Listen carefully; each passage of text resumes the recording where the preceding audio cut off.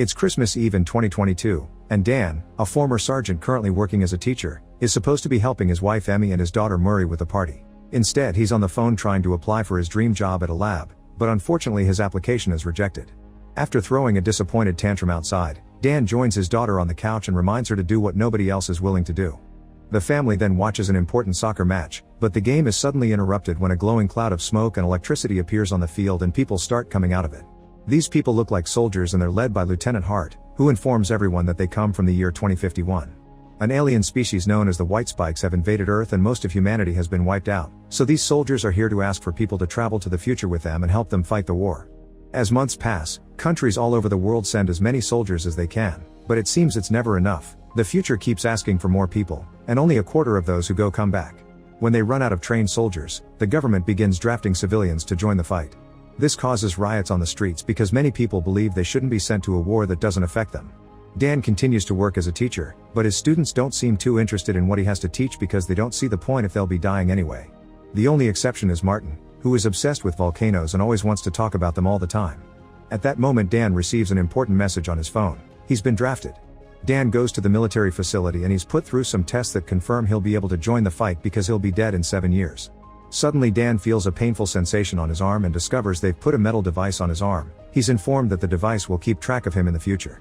After 7 days of touring, the device will bring him back. Afterward Dan goes to tell Emmy the news, and she immediately decides they should run away.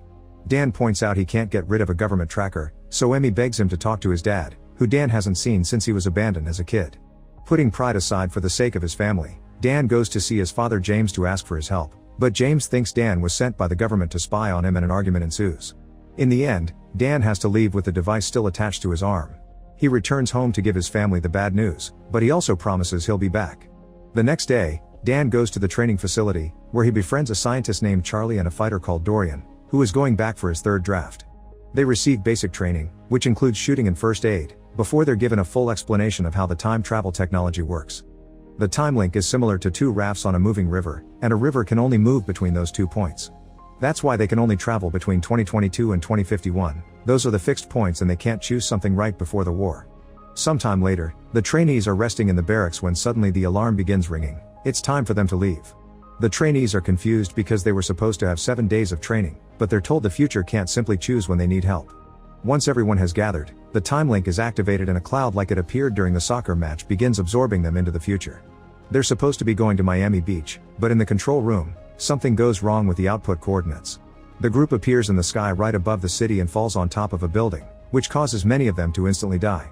The remaining members manage to save themselves because they fall into a pool and they only have to swim out. The team looks down at the city of Miami and finds it in complete ruins. They don't know how to proceed, but at that moment they're contacted by a colonel, who informs them the city has been overrun by white spikes, so soldiers are coming to completely bomb the place. The team's mission is to rescue a research team that is trapped inside a laboratory. The colonel knows Dan has experience in the military and puts him in charge of the team. Dan guides the team throughout the city, giving them indications of how to move properly and finding death and destruction everywhere they go. They find the lab building and when they enter it, they discover a dead alien, so Dorian takes a claw as a trophy. Further inside they find the research team, but they're all dead as part of an alien trap. The colonel asks them to retrieve all the copies of the research and to hurry because if there are bodies around, the white spikes will be back and the jet fighters are coming closer. The team rushes to pick up all the necessary items, then they start making their way downstairs as quietly as possible. However, one of the guys hears a noise and when he looks up, they finally discover what white spikes look like. The alien shoots a spike from its tentacles, killing one of them, and the team immediately opens fire. Their bullets can't seem to damage the alien's thick skin, but at least it seems they can slow them down as they run down the stairs and find an exit hallway. The aliens kill and capture many team members on the way, so Dan stays at the back to defend them. Since his bullets won't work, he attacks with a fire axe, which isn't that effective either. Luckily Dorian comes to the rescue and kills the creature by teaching the team that the only weak spots are the neck and the belly. With lots of white spikes coming after them, the team runs down the streets until they find the tank that is coming to rescue them. Unfortunately the white spikes get to the tank first and destroy it. Now the team has no choice but to fight the aliens while at the same time trying to find cover. As more and more team members fall to the aliens' attack, the survivors fall inside a tunnel, and Dan stops to rescue a fallen trainee. This delays the entire team, and 2 of the trainees decide to stay behind and act as a shield against the aliens so the rest of the team can run away. At that moment, the jets finally arrive and bomb the entire area. Hours later, Dan and Charlie wake up in a forward operating base in the Dominican Republic.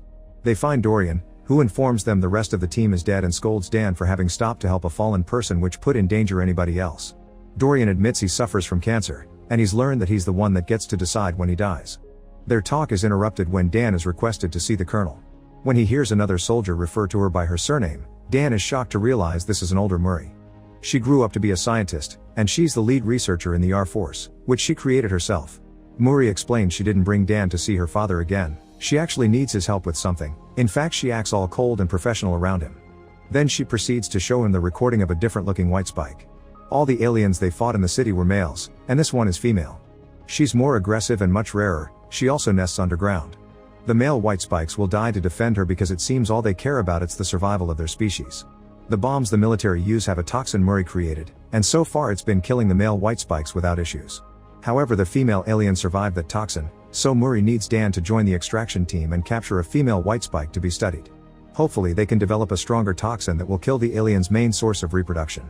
The team gets ready and leaves in helicopters, where Murray tells Dan the story of what happened. The aliens showed up out of nowhere in Russia in 2048, somehow avoiding all satellite imagery and radar. It only took them 3 years to take over the world, and they don't care about material things, they just want humans as food. Dan wants to know what happened to him before he died, but Murray thinks it's better not to go down that road. Moments later, they arrive at the nest, where they find a bunch of soldiers trying to tie up the female white spike. The alien is furious and begins attacking the soldiers, killing lots of them. Murray joins them and lands a clean shot on her neck, giving the others the chance to put more rope around her and stop her from leaving. Finding herself caught, the female alien cries out to call for her protectors, and soon the area is swarmed with aliens. While the female tries to attack Murray, Dan comes down and shoots at as many aliens as he can before joining the others in the nest to help save his daughter. Together the soldiers push the female into the cage in a helicopter, but now the males are trying to attack the helicopters too to save her, even making one crash. Dan and Murray run to a jeep and start firing at the aliens to give the helicopters the chance to escape with the cage. Afterward the two of them drive at a great speed to escape the area. They stop at a beach to send an SOS flare, and Murray scolds Dan for acting without thinking. Dan just wants to protect her, but Murray doesn't believe him and explains he left the family when he was 12 because the depression of not working on what he wanted hit him hard.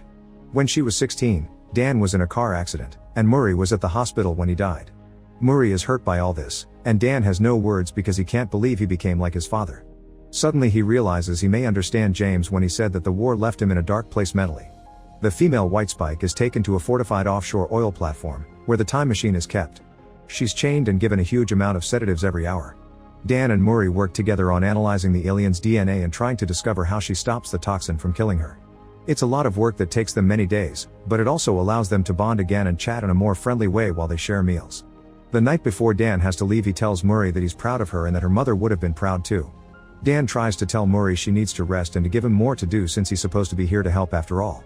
Murray takes the chance to finally explain why she brought him here. Once she finds a way to make a stronger toxin, he needs to take it back to the past to mass produce it and get it ready for when the aliens arrive. That's why she's working like crazy to finish tonight, she needs to be done before he leaves. Dan doesn't want to leave Murray behind to her death, but Murray points out she called him because she's the only one she can trust. At that moment, the machine finally finishes a toxin with a 100% match for a female white spike, but it's also the moment the alien wakes up and calls for her protectors. As a bunch of male aliens arrives to attack the platform, Dan thinks they should kill the female to stop the attack, but Murray points out they only have one sample of the toxin and it could help more in the past. While the soldiers begin defending the platform the best they can and many aliens crash into the labs, Murray and Dan run around the platform to try to make it to the helipad where Dan should be for the time jump, which will happen in a few minutes. The two of them shoot lots of aliens on the way, yet Murray still gets hit by a spike. Dan tries to help her walk, but she's in too much pain, and the platform is about to go down because the aliens crashed a ship against it. Murray apologizes for being cold to Dan, and after saying she loves him, she gives him the toxin, urging him to take it back to save everyone. Suddenly an alien shows up and drags Murray down with it, causing Dan to jump after her to save her. However, that's the moment when the time machine activates, and the time link takes Dan, Dorian, Charlie, and the others back to the past. Thankfully the toxin is safe in Dan's hand and the vial doesn't break. Charlie is fine, but he confesses he stayed hidden like a coward. Dan tells Hart they need to mass produce the toxin and send it to the future to kill all the aliens, but Hart has bad news. The time machine isn't working anymore, probably because the aliens on the oil platform have destroyed the other end of it. They can't go back ever again, meaning it's all over. Dan returns home and barely can believe he gets to be with his family again. He's still in shock because of everything he went through. At night he can't sleep, and he keeps visiting Murray to confirm she's alive. When Emmy checks on him, Dan shares what happened with older Murray, and he's still determined to find a solution to all this. Emmy helps him see the facts they have. They know the aliens attack Russia in 2048, but nobody sees the ships arrive. Maybe that's the year they start moving, but they arrive before, and nobody notices because it's in the middle of a frozen nowhere in Russia. So they need to start looking at years before that. The next day, Dan immediately jumps into action. He visits Dorian and convinces him this isn't over yet. Then they take Dorian's trophy claw to the lab Charlie works at. Charlie confirms there's sediment on the claw that looks like volcanic ash that came from either China or Korea. They don't understand how Asian ash can end up in Russia, meaning they need to ask a volcano expert. Next, Dan goes to see his student Martin, who explains there was a huge volcanic eruption in Asia thousands of years ago. If the ash was blown by the wind, it could have gotten caught in Russian waters, which eventually became ice. This means the creatures have always been here on Earth, frozen under hundreds of layers of ice. That's why they never saw the ships arrive. The reason why they wake up in 2048 is that's when climate change finally finishes melting all the polar ice. They take this theory to the government, but since they don't have any proof, they aren't given the resources to find the alien nest. They need to do this the illegal way, and Dan knows just the right person. His father James, who has been living off the grid for years and has his own plane. Hearing Dan say "I need your help" convinces James to help with the mission, no matter how crazy it sounds. Dan also gets in contact with Hart, who worked with Murray in the future and is ready to finish her beloved leader's mission. Hart brings a few soldiers with her, plus plenty of weapons and some copies of the toxin. The team travels to Russia, and Charlie promises this time he won't hide. When they make it to the Academy of Sciences glacier, they begin looking around the area for signs of anything strange. They stop when they discover their machines are going crazy because there's a weird magnetic field surrounding them. Using lots of explosives, the team opens a hole in the ground and enters an ancient cavern, where they finally find the frozen spaceship. Dan points out that entering the ship is extremely dangerous and they could go tell the government they've found proof, but everyone agrees the government has been useless and it's up to them to make things right. They use a chainsaw to cut through the ice and the team enters the ship while leaving Charlie and James outside in case something tries to escape. The group reaches the cockpit and realizes this is a crash site. The aliens never intended Earth to be their destination. Surprisingly, the body of the pilot isn't a white spike. They go into another room and find the actual white spikes inside a series of biopods, which makes them realize they're cargo. They're bioengineered creatures that were used by the pilot's alien race as weapons to colonize other planets. The team begins injecting the pods with the toxin and watches the white spikes wriggling in pain, confirming the toxin kills them.